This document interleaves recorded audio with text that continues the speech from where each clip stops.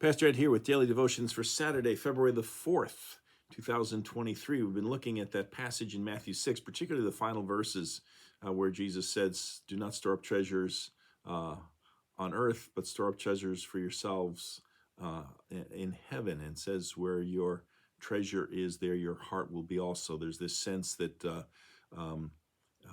as Christians, we receive blessings, treasures, we have financial resources and so forth, but how we look at them, how we use them is different. A couple by the name of Jim and Pam Eliff even came up with something that they call the 7 principles of finance for the believer, and I find it kind of interesting. Thought I would share it with you on this, the last day of our look at this topic.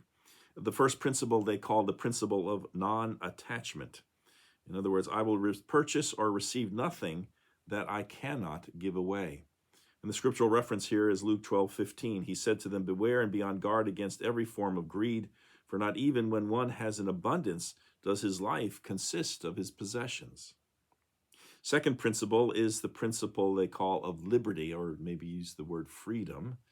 I will owe no man anything but to love him. Romans 13:8 says, owe nothing to anyone except to love one another, for he who loves his neighbor has fulfilled the law. And so it's actually about getting in debt and problems with that, which at times is a real problem and temptation for us. The third principle is the principle of liberality. I will constantly seek to give away possessions for God's glory. 2 Corinthians 8, verses 3 through 5, for I testify that according to their ability, beyond their ability, they gave of their own accord, begging us with much entreaty for the favor of participation in the support of the saints, and this not as we had expected, but they first gave themselves to the Lord and to us by the will of God. So the idea of giving and Paul's collection for the saints in Jerusalem, he also talks about some of the people who were least blessed were among the most eager to give. The fourth principle is the principle of recall. I will keep accurate records of God's dealings with me financially in order to show others that God answers prayer and provides for his own. Proverbs 27:23-27 reads as follows, know well the condition of your flocks, give attention to your herds, for riches do not last forever, nor a crown for all generations. When the grass is gone and new growth appears and the herbage of the mountains is gathered, the lambs will provide your clothing, the goats the price of a field.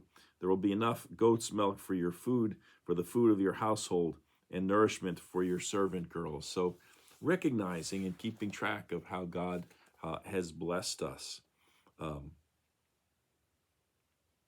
The principle number 5, the principle of security. I will save and invest only if God is leading, with the understanding that I will give it all away at his slightest instruction. And here they quote the verses that were part of our reading.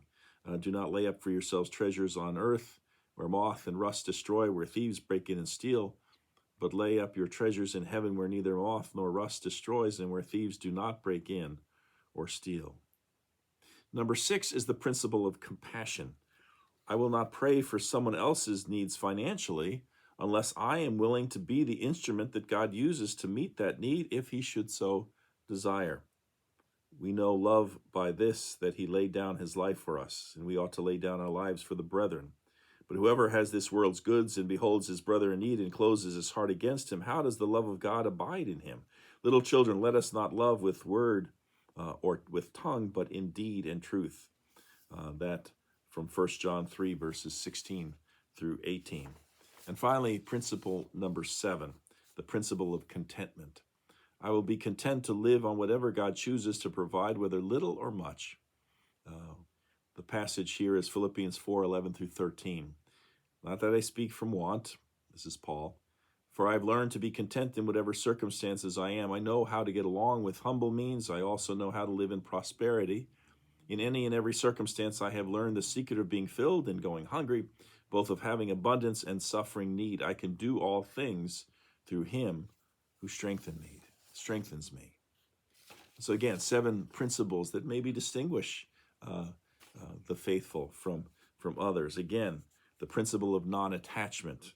We're not going to get attached to the things of this life. The principle of liberty, that we are not going to become indebted um,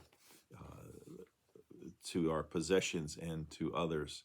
Number 3, the principle of liberality, that we will constantly seek to give away what we have for God's glory. The principle of recall, keeping record and remembering what God has done and how God has blessed us. The principle of security, that we don't lay up treasures for ourselves here on earth, but we lay up treasures in heaven. We use the things of this life in this world that to further, not only further God's kingdom, but to help others of God's people.